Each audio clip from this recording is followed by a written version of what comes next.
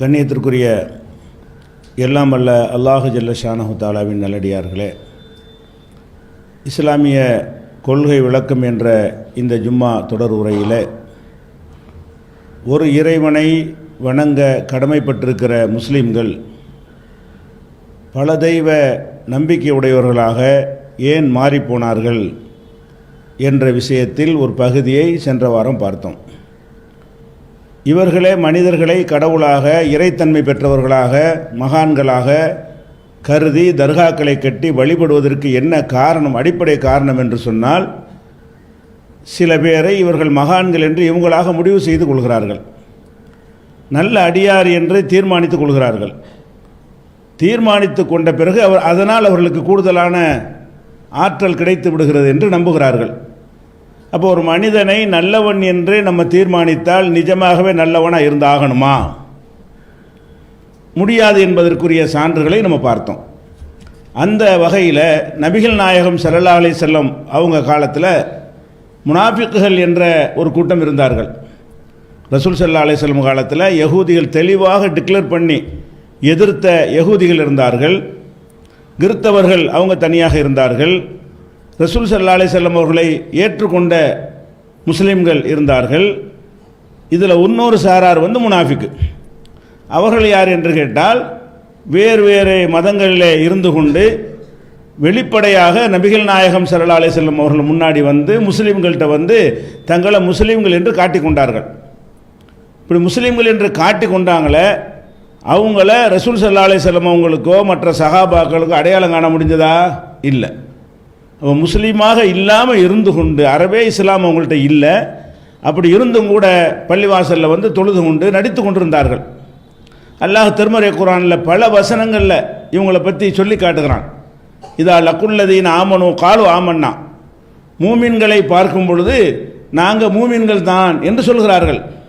ஒய்தா hallow இலா ஷயாத்தீனியும், அவங்களுடைய ஷைத்தான்களிடத்திலே அவங்களுடைய தலைவர்களிடத்திலே செல்லும் பொழுது காலு இன்னாமாக்கும், நாங்கள் உங்கள் ஆளுக்க தான், இன்னமா நாங்கள் முஸ்தகஜீவும், நாங்கள் அவங்கள்ட்ட கேலி செய்கிறதுக்கு கிண்டல் பண்ணுவதற்கு உட்கார்ந்துட்டு இருக்கிறோம், நாங்களும் அவங்க ஆள் தான் என்று நம்பி ஏமாற்றுவதற்காக வேண்டி அப்படி செய்கிறோமே தவிர நாங்கள் உங்கள் ஆளுக்கன்னு சொல்கிறாங்க.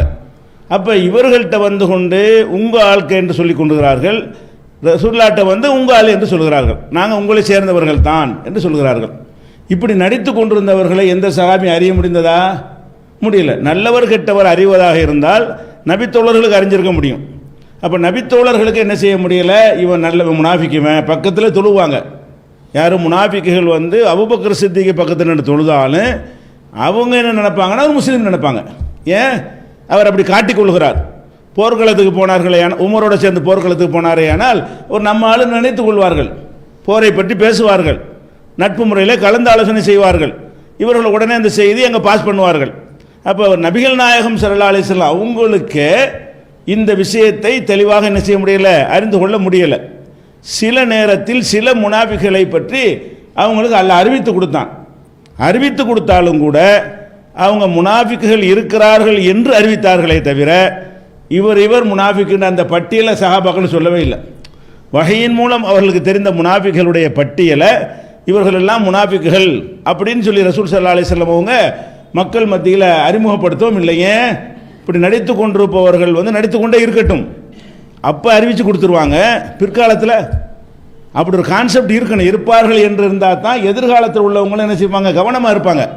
ரசூல் ஸல்லல்லாஹு அலைஹி வஸல்லம் ஒரு 50 பேர் லிஸ்ட்டு போட்டு இவங்களெல்லாம் முனாஃபிக்கு என்று அறிவித்து விட்டார்களே, ஆனால் அந்த மக்கள் அவங்கள்ட்ட விழிப்போடு இருந்து கொள்வார்கள். பிறகு வரக்கூடிய மக்கள் நம்ம காலத்தில் அப்படி இருந்தார்களே ஆனால் கண்டுபிடிக்க முடியாது. அப்போ நம்ம எல்லா காலத்திலும் இப்படி ஒன்று இருக்கட்டும் என்பதற்காக நினைச்சிட்டாங்கன்னா அவங்க மக்கள் மத்தியில் சொல்லலை. அதுபோக இந்த லிஸ்ட்டு கூடும் குறையும். இந்த லிஸ்ட்டை பொறுத்த வரைக்கும் 50 இருப்பான், நாளைக்கு 55 ஆகிக்கிறோம். அந்த முனாஃபிக்கிலே சில பேர் திருந்தி நாங்கள் நடிச்சிடும் தெரியாமல் நாங்கள் உண்மையாக இஸ்லாத்தை ஏற்றுக்கணும்னு மாறக்கூடிய நிலைமை இருக்கிறது.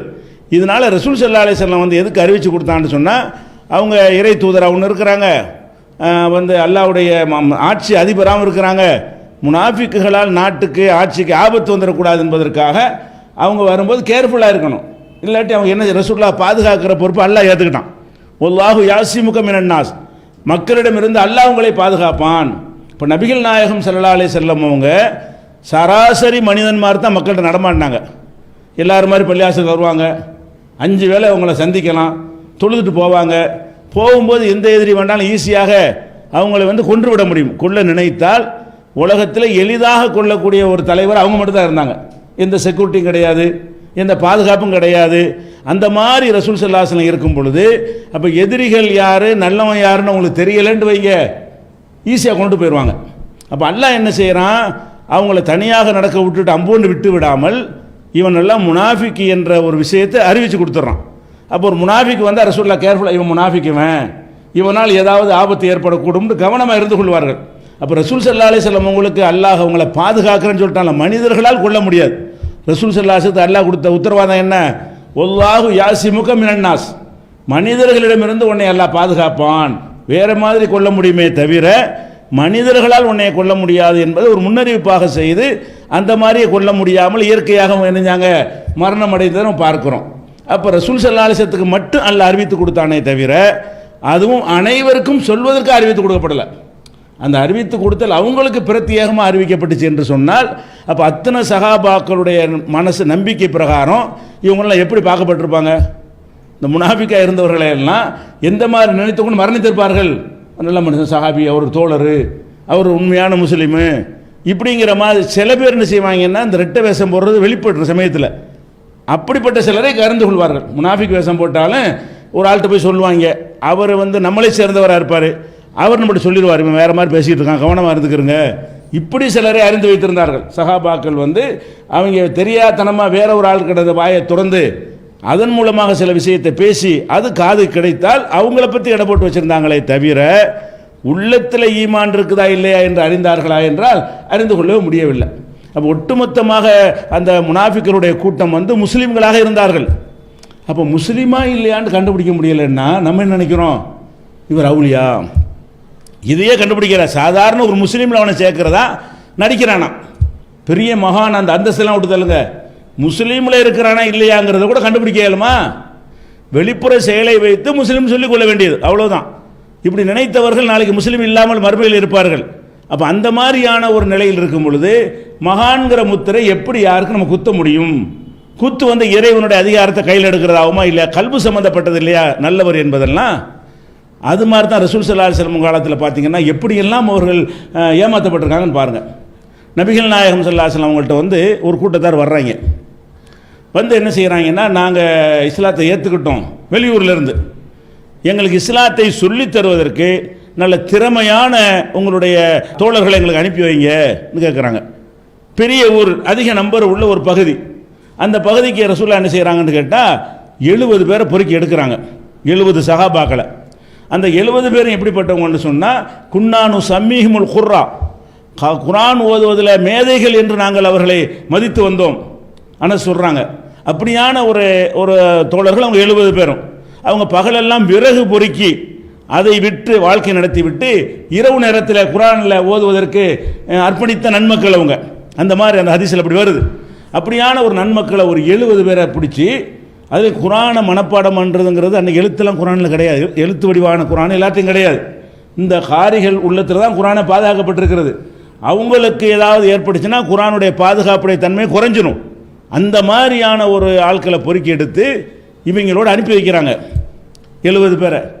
அப்போ மார்க்கத்தை சொல்லிக் கொடுக்க ஆர்வமாக இவங்க போகிறாங்க. அந்த ஊரில் இஸ்லாத்தை ஏற்றிருக்கிறாங்க.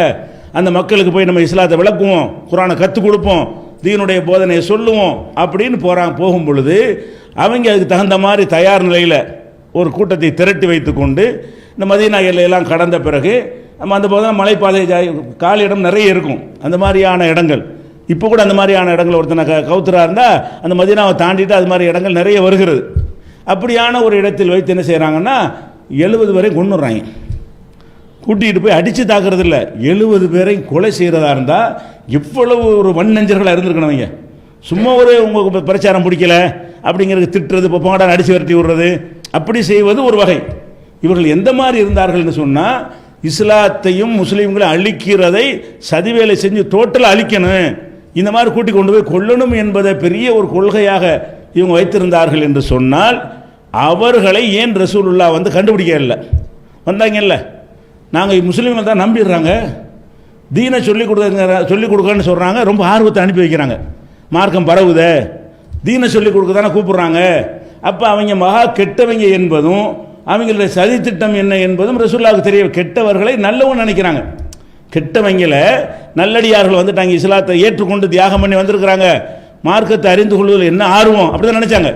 மார்க்கத்தை அறிந்து கொள்வது இவ்வளோ ஆர்வமாக பயணப்பட்டு வந்து கேட்குறாங்க, இந்த மாதிரி ஆர்வம் உள்ள மக்களாக இருக்காங்க ரசூலை நினச்சி ஏமாந்தாங்களா இல்லையா? அப்போ ரசூல் ஸல்லல்லாஹு அலைஹி வஸல்லம் அவர்கள் வந்த ஒருத்தன் நல்லவன் நினைக்கிறாங்க, நல்லவனாக இருக்கல, கெட்டவன்ல மகாமாக கெட்டவனாக இருக்கிறான். சாதாரண விஷயம் இல்லை, கொலை செய்கிறது கூப்பிட்றான். அந்த இடத்துல அல்ல அவங்களுக்கு தெரியல. இந்த அழைத்தது எதுக்காக வேண்டிய 70 பேர் கூட்டிகிட்டு போனது, இந்த குர்ஆனுக்காக சேவை செய்கிறவங்களை காலி பண்ணிட்டால், தாயிகளை பிரச்சாரகர்களை காலி பண்ணிட்டா அவருடைய கை ஒடிஞ்சு அவர் மட்டும் தனித்து நிற்பார், அவருக்கு ஆள் இல்லாமல் போயிடும். அந்த மாதிரி ஆளை பொறுக்கு மணிகளாக உருவாக்கின சமுதாயத்திலே பொறுக்கு மணிகள்னு சொன்ன சிறந்த ஆட்களை தேர்வு செஞ்சு அனுப்புங்கன்னு சொல்லி வெட்டி கொண்டுட்டாங்களே. அவங்களுக்கு ரசூல் ஸல்லல்லாஹு அலைஹி வஸல்லம் அவர்களால் அதை கண்டுபிடிக்க முடியவில்லை என்றால் நீங்கள் எப்படி ஒருவரை மகான்கிறீங்க, எப்படி ஒருவர் அவுலியாங்கிறீங்க, எப்படி ஒரு நல்லடியார் என்கிறீங்க? அப்போ இவர் சொல்வது உள்ளத்தில் இஹ்லாஸானவர் அப்படின்னா சர்டிஃபிகேட் கொடுத்து கொண்டிருக்கிறோம். அவர் தக்வா உள்ளவர், அவர் இஹ்லாஸானவர், அவர் அல்லாவுக்காக அர்ப்பணிக்கிறவர். அர்ப்பணிக்கிற மட்டும் சொல்லிட்டு போங்க, அல்லாவுக்காக யாருக்கும் சொல்ல முடியாது. அவர் அல்லாவுக்காக செய்கிறாரா தனக்காக செய்கிறாரா என்பதெல்லாம் அவன் ஜட்ஜ்மெண்ட் பண்ணுவான். அவருடைய செயல்பாடுகளை பேசுங்கள், வெளிப்படையானதை பேசுங்கள். உள்ளம் தூய்மையாக இருக்கிறது என்பதற்கு யாருக்கும் சர்டிஃபிகேட் கொடுக்காதீங்க. யாருக்கும், எந்த ஒரு மனிதருக்கும் என்ன செய்ய முடியாது, நல்லடியார் என்று சர்டிஃபிகேட் கொடுக்க முடியாது. ஏன்? அல்லாஹ்வுடைய ரசூலுக்கு அதை கொடுக்கவில்லை, கண்டுபிடிக்கிற அதிகாரத்தை. சில பேரை பற்றி அறிவித்து கொடுத்தான், இவங்க நல்லடியார்கள், அது பின்னாடி நம்ம சொல்லுவோம். அது அறிவித்து கொடுத்ததை அறிந்தார்களே தவிர, அறிவித்து கொடுத்து ரொம்ப சின்ன நம்பர், 10 லட்சம் பேர் இருக்கிற ஒரு சபையில் 15 பேரை பற்றி அறிவித்து கொடுத்தா அது என்னது? இப்படி சின்ன நம்பர், இப்படி சின்ன நம்பரை பற்றி அறிவித்து கொடுத்தாங்களே தவிர எல்லாரையும் பற்றிய எந்த ஒரு நல்லவங்களா என்ற ஒரு ஞானம் ரசூலுல்லாஹ்வுக்கு வழங்கப்படலையே. இது கல்பு சம்பந்தப்பட்டது, உள்ளத்தில் உள்ளது யாரால என்ன செய்ய முடியாது, அறியவே முடியாது. ஒருத்தர் நல்லவனா என்பது உள்ளம் சம்பந்தப்பட்டது.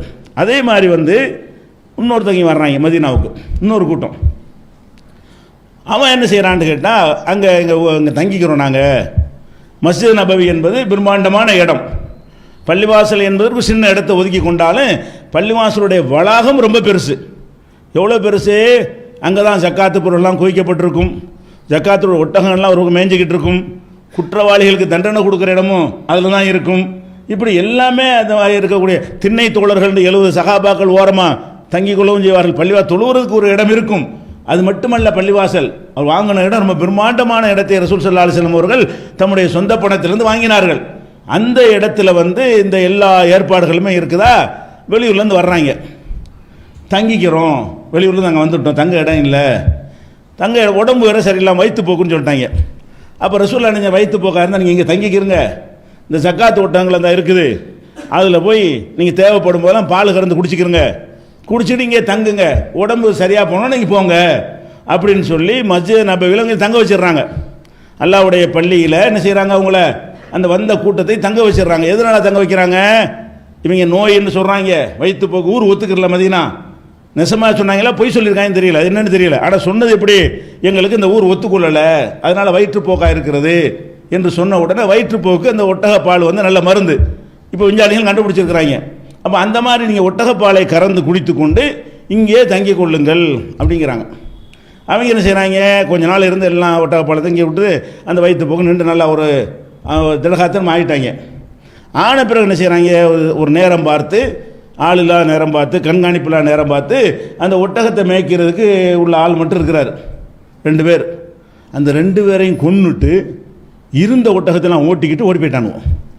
ஊருக்குள்ள தலைநகரத்தில், இஸ்லாமிய தலைமை செயலகத்தில், புனிதமான மஸ்ஜித் நபவியில், ரசூல் ஸல்லல்லாஹு அலைஹி வஸல்லம் மஸ்ஜித் நபவியில் ஒரு பகுதியில் தான் விரும்புன்னு இருக்கிறாங்க, வெளியூர்லாம் இருக்கல, அங்கே தான் இருக்கிறாங்க. அவங்கள கண்ணிலை மண்ணை தூவிட்டு, அத்தனை பேர் கண்ணிலை மண்ணை தூவிட்டு அந்த தோழர்களையும் கொலை செய்து விட்டு, ராய்கள் அந்த மேய்ப்பர்கள் இருப்பாங்களே, ஒட்டக மேய்ப்பாளர்கள், அந்த மேய்க்கக்கூடியவர்களையும் கொலை பண்ணிவிட்டு அவங்க வாட்டுக்கு நினைச்சிட்டாங்க, ஒட்டகத்தை ஓட்டிகிட்டு போயிட்டாங்க. அப்போ ரசூல் ஸல்லல்லாஹு அலைஹி வஸல்லம் பார்க்குறாங்க, அவங்க கொல்லப்பட்டு கிடக்கிறாங்க. ஏடா இப்படி நம்பிக்கை துரோகம் செஞ்சுருக்கிறாங்க, இந்த மாதிரி ஒரு துரோகம் செய்வாங்களா, அவ்வளோ வசதி செஞ்சு கொடுத்து, சாப்பிட கொடுத்து, படுக்கிறதுக்கு தங்குறதுக்கு வசதி செஞ்சு கொடுத்து இந்த மாதிரி பண்ணிவிட்டார்களே என்று சொல்லி ரசூல் ஸல்லல்லாஹு அலைஹி வஸல்லம் அவர்களுக்கு தாங்க முடியாத கோவம் போய் எங்கே இருந்தாலும் பிடிச்சிட்டு வாங்கன்னு ஆட்கள் அனுப்புகிறாங்க. பிடிச்சிட்டு கைகால் மாறுகை வெட்டப்பட்டு அவங்க பனிஷ்மெண்ட் கொடுக்கப்பட்ட அது ஒரு விஷயம். பிரச்சனை என்ன, தண்டனை கொடுக்குறாங்க கண்டுபிடிச்ச பிறகு. ஏன் முதல்ல தெரியலது? வந்தாங்கல்ல, அப்போ தெரிஞ்சிருந்தா இவங்க விரட்டி விட்டுருக்கான்னு இருப்பாங்கல்ல. இவங்க கெட்டவங்க, இவங்க நல்ல ஆட்கள் இஸ்லாத்தை ஏற்றுக்கிட்டு இங்கே வரல, நடிக்க வந்திருக்கிறாங்க, ஒட்டகத்தையெல்லாம் ஓட்டிகிட்டு போகிறதுக்கு நேரம் ஆழம் பார்க்கறதுக்கு வந்திருக்கிறாங்க என்பது ரசூல், அதாவது யதார்த்தம் ரசூலுக்கு தெரியல. அப்போ எதற்கு வந்திருக்கிறார்கள் என்பது அந்த ஒட்டகத்தை மேய்க்கிறவருக்கும் தெரியல, மக்கள் சஹாபாக்கள் திண்ணையில் படுத்த தோழர்களுக்கும் தெரியல, அல்லாஹ்வுடைய ரசூலுக்கும் ஒருத்தருக்குமே தெரியல. ஒட்டுமொத்த சமுதாயத்தையும் என்ன செய்கிறாங்க, ஏமாற்றி விட்டு அவன் அந்த கொலை செஞ்சுட்டு என்ன செய்கிறாங்க, போயிடுறாங்க. இப்போ இதை தான் காட்டுது. அவங்க யார் எடை போட முடியலை, நல்லவங்களா கெட்டவளாக என்பதை அல்லாஹ்வுடைய தூதருக்கு என்ன செய்ய முடியலை, எடை போட முடியலை. இந்த ஒரு பவரை அல்லாஹ் கொடுக்கவே இல்லை. எல்லாம் நடிச்சிருக்காங்க. நடிக்கக்கூடியவர்கள் ரசூல் ஸல்லல்லாஹு அலைஹி வஸல்லம் காலத்தில் முனாஃபிக்குன்னு ஒரு வகை இருந்தான். காலமெல்லாம் இருக்கிறான், கூட கண்டுபிடிக்க முடியல. ஏதோ ஒரு நாள் கண்டுபிடிக்க முடியாத விஷயம் வேற, கூடவே இருக்கிறான், மாச கணக்கில் வருஷ கணக்கில் இருக்கிறான், அவனையும் கண்டுபிடிக்க முடியல. ஒரு கிட்ட நோக்கத்தோட சூழ்ச்சியோட வருகிறானே, அவனையும் கண்டுபிடிக்க முடியவில்லை. வஹி இருந்தாலே தவிர, அல்லாஹ்விலிருந்து வஹி வந்தாலே தவிர அந்த மாதிரியான ஆட்களை பற்றி எந்த ஒரு செய்தியுமே இல்லை. ஒரு பெண் வர்றா, யூத பெண்ணு. யூதர்கள்லாம் யார், ரசூலுல்லாஹ்வுக்கு ரொம்ப எதிர்க்கிறதுல ஒரு முன்னணியில் இருந்த ஆளுக்க தான். முனாஃபிக்குகள் அதிகமானவங்களும் யூதர்களாக தான் இருந்தாங்க. முனாஃபிக் வேஷம் போட்டாங்கல்ல, அவங்களும் அதிகமானவர்கள் யூதர்களாக இருந்தாங்க, மற்றவங்களும் இருந்தாங்க, யூதர்கள் ஜாஸ்தியாக இருந்தாங்க. அப்போ இந்த ஒரு யகூதி பெண் என்ன செய்கிறான்னு கேட்டால், இறைச்சியில் விஷம் கலந்து ரசூலுல்லாஹ் கொண்டாந்து உங்களுக்கு நான் விருந்து கொண்டு வந்திருக்கிறேன் என்று சொல்லி அந்த விஷம் கலந்த இறைச்சியை ரசூல் ஸல்லல்லாஹு அலைஹி வஸல்லம் கொண்டாந்து கொடுக்குறான்.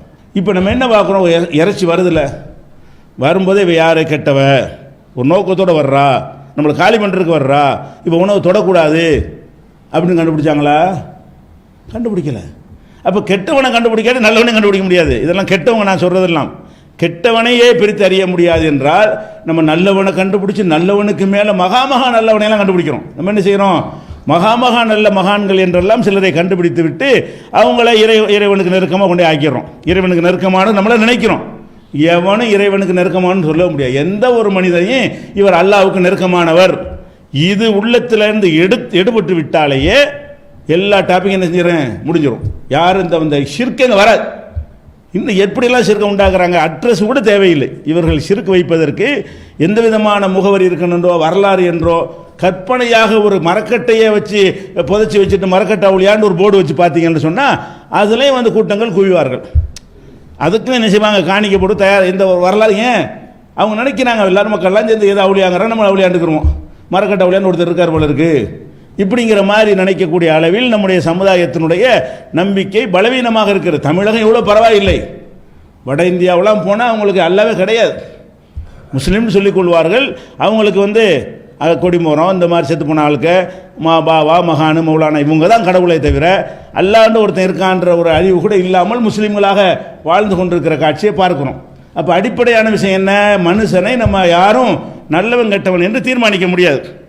நான் சொன்ன இந்த சம்பவம்லாம் புகாரியில் 3064 பார்த்துக்கிறங்க, 3018 பார்த்துக்கிறங்க, 2617 எது அந்த விஷம் கொடுத்தது ஒன்று, கூட்டி கொண்டே கொலை செஞ்சது ஒன்று, இந்த ஒட்டகத்தை ஓட்டிக்கிட்டு போனது ஒன்று, இதெல்லாம் உள்ள நம்பர்களை நீங்கள் நாளைக்கு செக் பண்ணுவதற்காக வேண்டி 3064, 3018, 2617 அதை பார்த்துக்கிறங்க. அடுத்ததாக அல்லாஹ் குர்ஆனில் சொல்லி காட்டுறான், இதா ஜாஅக்கல் முனாஃபிகூன, நபியே முனாஃபிக்குகள்லாம் உங்கள்கிட்ட வர்றாங்க, காலு சொல்லுகிறார்கள், நீங்கள் அல்லாஹ்வுடைய தூதரான் என்று நாங்கள் சாட்சி சொல்கிறோம், ஷஹாதா சொல்கிறோம் என்று உங்கள்கிட்ட சொல்லுகிறார்கள். என்ன செய்கிறாங்க, நீங்கள் தான் அல்லாஹ்வுடைய ரசூல் என்று நாங்கள் சாட்சி சொல்கிறோம். நீ அல்லாஹ்வுடைய ரசூல் தான் என்பது அல்லாஹ்வுக்கு தெரியும், அது ஒரு விஷயம். ஆனால் இன்னல் முனாஃபிகீன லா காதிபூன், இந்த முனாஃபிக்கள் போய் சொல்கிறாங்க, நீ ரசூல் என்பது உண்மை, அவன் ரசூல் என்பதை நம்பணும்னு சொல்கிறான் பார், அது பொய். ரசூல் என்று நாங்கள் நம்பிக்கை கொண்டிருக்கோம் சொல்கிறார்களே, வல்லாஹு யஷ்ஹது இன்னல் முனாஃபிகீன லகாதிபூன், முனாஃபிக்குகள் பொய்யர்கள் என்று நான் அல்லாஹ்வை நான் சாட்சி சொல்கிறேன். அவன் உன்னைய ரசூல் என்று சாட்சி சொல்கிறான், நான் சொல்கிறேன் இவங்க பொய்யர்கள் என்று சாட்சி சொல்கிறேன் என்று அல்லாஹ் சொல்லி காட்டுறான். இப்படிலாம் கூட்டம் கூட்டமாக இஸ்லாத்தை தழுவுறாங்க. அவ்வளவு நடிப்பு. இஸ்லாத்தில் அவங்க இருக்கவில்லை, உள்ளத்தில் இல்லாமல் இருந்து கொண்டே நடிக்கிற காட்சியெல்லாம் பார்க்குறோம். ஒரு நேரங்களில் வெளிப்படும், பொதுவாக வெளிப்படுவது கிடையாது. அதே மாதிரி எப்படிலாம் இருந்தாங்க, ذَلِكَ بِأَنَّهُمْ آمَنُوا, ஏன் இப்படி ஒரு நடக்கிறார்கள் என்று கேட்டால், நம்பிக்கை கொள்கிறார்கள், சும்ம கஃபரு, பிறகு அதிலிருந்து மாறிவிடுகிறார்கள், ஃபொத்துபி அலா குலூபிஹிம், அதனால் உள்ளத்தில் அழுத்தமாக சீல் வச்சாச்சு. நம்பிக்கிட்டு வர்றாங்க, வந்தவனும் கசமசா குழப்பம் ஏற்படுது, உடனே சீல் வச்சிடறான். அல்ல இங்கே ஒரு பக்கம் அங்கே ஒரு பக்கம் நடிக்கக்கூடியவர்களாக மாறி விடுகிறார்கள். அதை சொல்லி காட்டுறான். இன்னும் சொல்ல போனால் வைதா ராய்த்தகும் தோஜிபுக்கு அஜிசாமுகும், அவங்கள நீ பார்த்தால் அவங்களுடைய கோலம் உனக்கு பெரிய கவர்ச்சியாக இருக்கும். அந்த கோலத்தை பார்த்தீங்கன்னா இவரா நடிப்பார், இவரா போய் சொல்லுவார் என்கிற அல்லாஹ் சொல்லி காட்டுறான். தோஜிபுக்கு அஜிசாமுகும், நபின்னு ஏமாந்துருவா பார்த்தீங்கன்னு சொன்னால் அந்த மாதிரி இருப்பார். பார்த்தா இவர் உண்மைக்கு இவர் தான் சிகரம், இவருக்கு நிகராக உண்மை சொல்ற ஆள் இல்லை என்ற மாதிரி என்ன செய்யும் இருக்கும். ஆனால் உள்ளம் பூரா விஷம் என்று அல்லாஹ் ரப்புல் ஆலமீன் என்ன செய்யறான், அந்த மாதிரி ஆட்களை பற்றி சொல்லி காட்டுகிறான். என்ன சொல்றான், யஹ்சபூன குல்ல சைஹத்தின் அலைஹிம் ஹுமுல் அதுவு, இந்த மாதிரி இருக்குவர் தான் உனக்கு எதிரியானவர்கள். உனக்கு முழு எதிரி யாருன்னு கேட்டால் நல்ல ஒரு கவர்ச்சிகரமான ஒரு தோற்றத்தை வைத்துக்கொண்டு, பார்த்தாலே இவர்கள் பொய் சொல்ல மாட்டார்கள் என்ற ஒரு பிம்பத்தை உண்டாக்கி வைத்துக்கொண்டு நடிக்கிறார்களே, இவர்கள் தான் எதிரிகள் என்று சொல்லிவிட்டு ஃபஹதர்ஹும், அவர்கள் விஷயத்தில் கவனமாக இருந்து கொள் என்று ரசூலுல்லாஹ்வுக்கு எச்சரிக்கிறான். இப்படி எல்லா காலத்திலும் இருப்பார். ரசூலுல்லாஹ் காலத்தில் இருந்த மாதிரி அனைத்து காலங்களிலையும் இப்படியானவர்கள் இருப்பார்கள். எல்லாத்தையும் மனுஷ நிலையை தாண்டி வச்சிடக்கூடாது. மனுஷன் நிலையை நல்லவனிங்கிற நிலையில் மட்டும் வச்சிடக்கூடாது. மனுஷன் அவ்வளவுதான். நீங்கள் எல்லாம் எப்படி அப்படித்தான் எல்லாரும். சாதாரண மக்களுடைய நிலை என்னவோ அந்த மாதிரியான நிலையில் மட்டும்தான் ஒருத்தரை பார்க்கணுமே தவிர அப்போ கூட பார்க்க இயலாது. நம்ம விட கீழானவர் கூட இருப்பார். நீங்கள் நல்லவர் என்று நினைக்கக்கூடியவர் உங்களுக்கு சமமாக இல்லாமல் உங்களை விட மட்டமாக கூட இருப்பார். இது நமக்கு தேவையற்ற விஷயம். நல்லவர் சர்டிஃபிகேட் கொடுக்கறது தேவையற்ற விஷயம். அவங்களாம் என்ன செய்வாங்க பார்த்தீங்கன்னா, இங்கே வருவாங்களா ரசூலுல்லாஹ்ட்ட முமின்றாங்க, வந்துட்டு அப்புறமேல் மக்கள்கிட்ட பணக்காரங்கள்ட்ட போய் முகமதுக்கு ரூபா போய் கொடுத்துறாதீங்க, முகமதுக்கு லா துன்ஃபிகு அலாமன் இந்த ரசூல் இல்லா, ரசூலுல்லாஹ்ட்ட இருக்கிற ஆளுக்கு இந்த செலவு பண்ணிடாதீங்க, அவர் பணத்தை வச்சு என்னமோ செய்ய போறாரு அப்படின்னு சொல்லி வெளியே போய் சொல்றாங்க. இங்கே வந்துக்கிட்டு நீங்கள் தான் தலைவர்னு சொல்லிட்டு போயிடுறாங்க. அந்த பக்கம் போனால் என்ன சொல்லுவாங்களா, ஹுமுல்லதீன யகூலுன, அவர்கள் சொல்கிறார்கள் லா துன்ஃபிகு அலாமன் இந்த ரசூல் இல்லா, ரசூலுல்லாஹ்ட்ட இருக்கிற ஆள்கிட்ட எதுவும் செலவு பண்ணிடாதீங்க, கொடுத்துடாதீங்க, காசு இஸ்லாத்தில் இருந்துக்கிறங்க, ஆனால் காசு பணம் கொடுத்துடாதீங்க. அவர் காசு பணத்தை வச்சு என்ன செய்கிறாரு, அவர் திரட்டிக்கிட்டு இருக்கிறாரு. ரசூலுல்லாஹ் பற்றி சொல்கிறாங்க. ரசூலுல்லாஹ் காசு பணத்தை என்ன செய்வாங்க, அவங்க தனக்குன்னு வைத்து கொண்டாங்களா, ஜக்காத்துன்னு ஒரு தொகை எடுப்பாங்களா, ஒரு துரும்ப கூட எடுப்பாங்களா, பேரச்சம்பளம் எடுப்பாங்களா, அவங்களுக்கு கொடுக்காதீங்கன்னு சொல்கிறாங்க.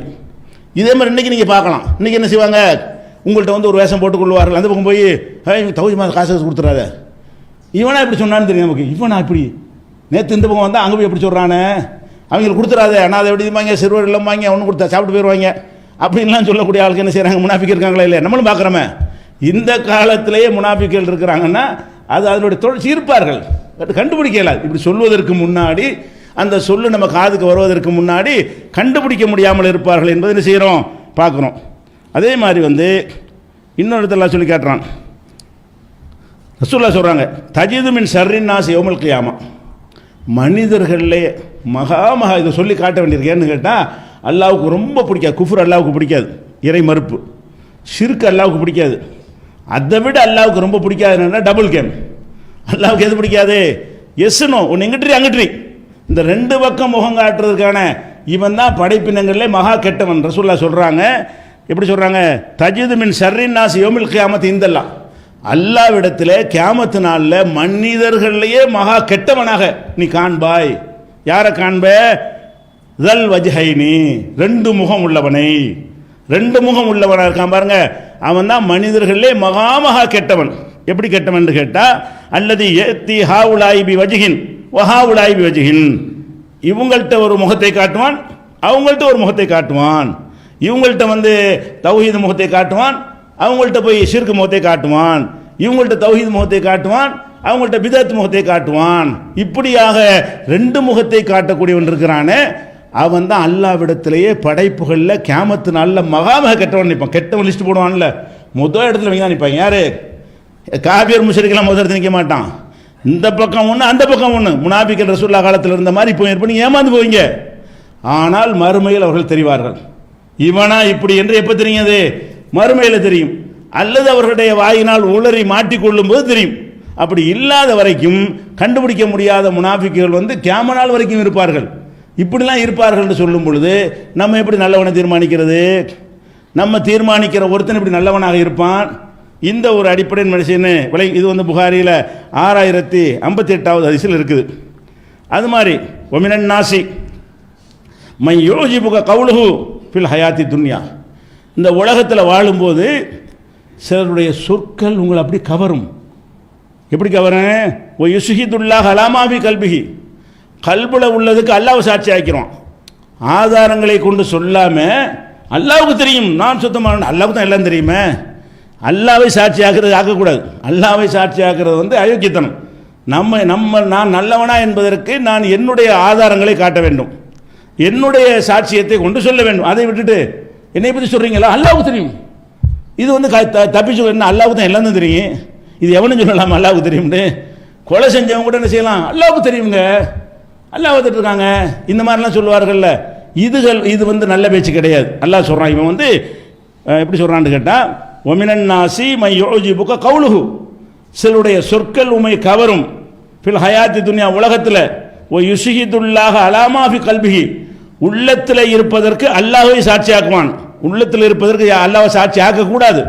உள்ளத்தில் இருப்பது அல்லாஹ்வுக்கு தான் தெரியும். சாட்சியாக நல்லா சொல்ல போகிறான், சாட்சி சொல்ல போகிறானா, அது மறுமையில் தெரியும். சொல்லிவிட்டு ஓஹு அலத்துல் ஹிசாம், 2:204 வசனத்தில் இருக்குது. ஓஹு அலத்துல் ஹிசாம், இவன் தான் கடுமையான வரட்டுவாதம் செய்யக்கூடியவன். அப்போ அல்லாஹ்வை நம்ம பார்க்குறோம், அல்லாஹ்வை சாட்சியாக்கி தான் சொல்கிற சரிதான்னு சொல்லுவான், அப்படி நம்பிடுவோமா, ஏமாந்துருவார்கள் மனிதர்கள். இப்படியான மனிதர்கள் இருக்கிறார்கள். அவன் தன்னுடைய வாதத்திற்கு தன்னுடைய கூற்றுக்கு அல்லாஹ்வை சாட்சியாக்குவார்களே, ஆனால் நம்மளும் ஆக்கிடக்கூடாது. நம்ம மீது ஒரு குற்றச்சாட்டு வந்துச்சுன்னா அல்லாஹ்வுக்கு தெரியும் அப்படின்னா யாரை தான் பக்கம் தண்டிக்கிறது? இப்போ யாரை தான் குற்றம், எல்லாரும் சொல்லலாமே. இதுதான் அல்லாஹ்வுக்கு தெரியாது, எல்லாம் அல்லாஹ்வுக்கு தெரியும் தான். அல்லாஹ்வுக்கு தெரியும் என்பது அனைவரும் ஏற்றுக்கொண்டிருக்கக்கூடிய ஒரு பொதுவான நம்பிக்கை. நான் நல்லவனா தீர்மானிக்கிறது அல்லாஹ் சாட்சியாகக்கூடாது. அல்லாஹ் சாட்சியாக மறுமையில் தீர்ப்பளிப்பான். உலகத்தில் நல்லவனா தீர்மானிக்கிற கொண்டு வா, ஆதாரத்தை கொண்டு வா, சாட்சியத்தை கொண்டு வா, அதுக்குரிய கொண்டு வா, அப்படி தான் உலகத்தில் பேசணுமே தவிர இந்த மாதிரி பேசக்கூடிய நீங்கள் உலகத்தில் காண்கிறீங்க. அது 2:204 திருப்பி படிச்சீங்கன்னா அது என்னன்னு விளங்கும். இந்த மாதிரியான ஒரு அடிப்படையில் நம்ம என்ன செய்யணும், இந்த இரட்டை வேஷம் போடக்கூடிய தன்மைகளை புரிந்து கொள்ள வேண்டும். இப்படி ரசூல் ஸல்லல்லாஹு அலைஹி வஸல்லம் அவர்களாலேயே கண்டுபிடிக்க முடியாத முனாஃபிக்குகள் இருந்தார்களே, ஆனால் நம்ம எப்படி நல்லவன் கெட்டவனை தீர்மானிக்கிறது? அது இயலாதுன்னு சொன்னால் அவுளியா பஞ்சாயத்து அவுட்டு. அவர் சக்தி இருக்கா, ரெண்டாவது அவர் அவுளியாக்கு என்ன ஆதாரம் அதை சொல்லு. முதல்ல அவர் இறை நேசருக்கு ஆற்றல் இருக்குமா இல்லையாங்கிறது பிந்தி பேசிக்கிடுவோம். அவர் இறை நேசருக்கு என்ன ஆதாரம் சொல்லவர்? நாகூர் ஆண்டு அவர் இறை நேசர் எப்படி கண்டுபிடிச்ச? அப்துல் காதர் ஜிலானி இறை நேசர் என்ன ஆதாரம்? இல்லை. உங்கள் அப்பா பாட்டன் சொன்ன ஆதாரமே தவிர அவர் கல்புல என்ன மாதிரி அல்லாஹ்வை நினைத்திருந்தார் தெரியாது. அப்போ இந்த ஒரு அடிப்படை வழங்கி கொள்ளணும். இன்னும் நல்லவர் கெட்டவரை நம்ம தீர்மானிக்க முடியாது என்பது தான் முக்கியமான விஷயமா இருக்கிறதுனால இதுக்கு நிறைய சான்றுகள் இருக்கிற